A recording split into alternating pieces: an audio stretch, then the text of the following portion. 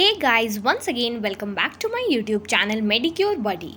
Once again I am back with another lecture of practice of medicine and the topic that we have for today is meningitis. ठीक है friends, meningitis examination में कई बार 20 marks के question में पूछा गया है. That is why I have thought of discussing this topic with you all. Also friends, please एक बार आप प्लेलिस्ट सेक्शन ज़रूर विजिट करिएगा. If you are looking for lectures of practice of medicine, आपको वहाँ पर एक पूरा कलेक्शन मिल जाएगा. ठीक है, सबसे पहले हम डिस्कस करते हैं definition. So inflammation of meninges caused by bacteria, viral और other organism is called meningitis. ठीक है, तो अगर जो मेनिंजेस है ब्रेन की, उसमें इन्फ्लेमेशन हो जाता है किसी भी तरीके से, बैक्टीरिया के थ्रू, वायरस या फिर किसी अदर ऑर्गेनिज्म की वजह से, so we call that inflammation as meningitis. Now, the types of meningitis on the basis of causes. Let's move on to the etiology. तो सबसे पहले है बैक्टीरियल मेनिंजाइटिस. टर्म से ही पता चल रहा है दैट जो बैक्टीरिया है, अगर वो कॉज है मेनिंजाइटिस का, तो हम इसे बैक्टीरियल मेनिंजाइटिस कहते हैं. और इसमें होता क्या है, bacteria that enters the blood stream and travels to the brain and spinal cord causes bacterial meningitis. तो ये बैक्टीरिया ब्लड स्ट्रीम से ब्रेन और स्पाइनल कॉर्ड में चला जा रहा है और वहाँ पर मेनिंजाइटिस कॉज कर रहा है. Now the different bacteria that are responsible are streptococcus pneumoniae, ठीक है, neisseria meningitidis, haemophilus influenzae, listeria monocytogenes. ये सारे क्या हैं, ये सारे बैक्टीरियम हैं जो कि रिस्पॉन्सिबल होते हैं मेनिंजाइटिस कॉज करने के लिए. ठीक है, नाउ वायरल मेनिंजाइटिस की अगर हम बात करें तो ये एंटेरोवायरस से कॉज होता है. HIV, HSV, mumps virus etcetera are responsible for causing viral meningitis. Next is chronic meningitis.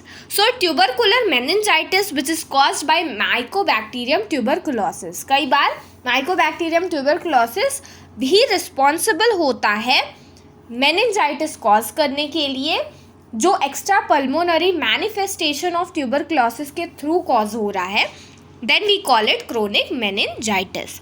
Moving on, next one is fungal meningitis, जो कि क्रिप्टोकोकल मेनिंजाइटिस भी हम इसे कह सकते हैं. ज़्यादातर ये इम्यूनो कॉम्प्रोमाइज्ड पेशेंट्स, मतलब ऐसे पेशेंट्स जिसकी इम्यून सिस्टम वीक होती है, उसमें देखने को मिलता है. Last but not the least is parasitic meningitis, जिसमें कुछ rare types of meningitis, for example eosinophilic meningitis या फिर टेप वॉर्म के इन्फेक्शन की वजह से अगर मेनिंजाइटिस हो रहा है, तो वो सारी चीज़ें इधर पैरासाइटिक मेनिंजाइटिस में इंक्लूड होती है. ठीक है, so friends, up till now हमने मेनिंजाइटिस की डेफिनेशन, इसकी ईटियोलॉजी और ये सारी जो थे, आप इसे मेनिंजाइटिस के टाइप के फॉर्म में रख सकते हो. ठीक है, अब हम देखते हैं इसके क्लिनिकल फीचर्स. तो आपको पता है दैट मेनिंजाइटिस जो है ये ज़्यादातर न्यूबॉर्न में या फिर child that is less than 2 years of age में देखा जाता है. सो मेनिंजाइटिस अगर न्यूबॉर्न में हो रहा है तो उसके सिम्टम्स क्या मिलेंगे. सबसे पहले मेनिंजाइटिस एक इन्फ्लेमेशन है, तो आपको फीवर लाइक सिम्टम्स मिलेंगे. जो बेबी होगा वो कॉन्स्टेंटली रोता रहेगा, बहुत इरिटेबल और स्लीपी होगा, ट्रबल वेकिंग फ्रॉम स्लीप, वो हमेशा उसको नींद ही आती रहेगी, वो बहुत इनएक्टिव और स्लगिश होगा. इवन वो कुछ भी खाने के लिए भी नहीं उठेगा. न्यूबॉर्न को खाना क्या मतलब, आप फीडिंग से उसको रिलेट कर सकते हो, इसलिए उसकी पुअर फीडिंग होगी. अगर वो फीड करेगा भी तो वॉमिट कर देगा. ठीक है, a bulge in soft spot on the top of baby's head, एक छोटा सा बल्ज आपको बेबीज़ हेड पर ऑब्जर्व हो सकता है. Stiffness in the body and neck, बच्चे की जो बॉडी है और उसका जो नेक है वो भी, उसमें भी स्टिफनेस देखने को मिल सकती है. नाउ ये तो हो गए क्लिनिकल फीचर्स न्यूबॉर्न बेबी के. अगर हम ग्रेटर दैन 2 years वाले बच्चों की बात करें तो अचानक से हाई फीवर आ जाएगा, नेक में स्टिफनेस मिलेगी, बहुत ज़्यादा हेडेक होता है मेनिंजाइटिस के पेशेंट्स में, nausea, vomiting, confusion, seizure like symptoms भी देखने को मिल सकते हैं। पर्सन जो होता है वो हमेशा स्लीपी फील करेगा, उसको उठने का बिल्कुल मन नहीं करता है, नो एपिटाइट और थर्स्ट, उसको भूख प्यास भी नहीं लगती। ठीक है, so these are the clinical features of the symptoms या फिर signs and symptoms of meningitis. Now let's move on and discuss its complications.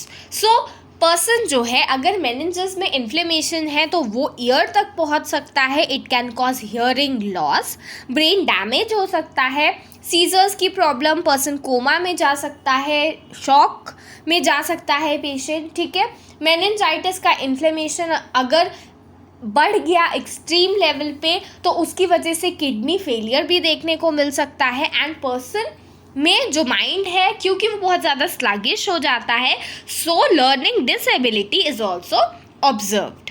Moving on, talking about the investigation कि हम पता कैसे करेंगे किसी पर्सन को या फिर किसी बेबी को, न्यूबॉर्न को मेनिंजाइटिस है, तो हम नेज़ल या थ्रोट स्वैब ले सकते हैं जिसका कल्चर करा के हमें पता चल सकता है कि उसमें कोई भी ऑर्गेनिज्म है या नहीं है।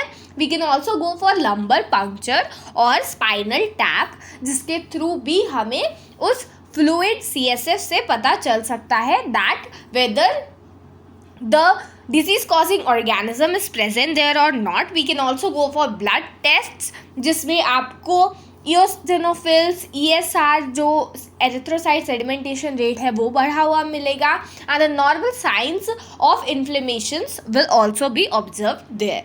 We can also go for CT scan and MRI for further investigation. So friends, this is it about meningitis. I hope I have made you all understand.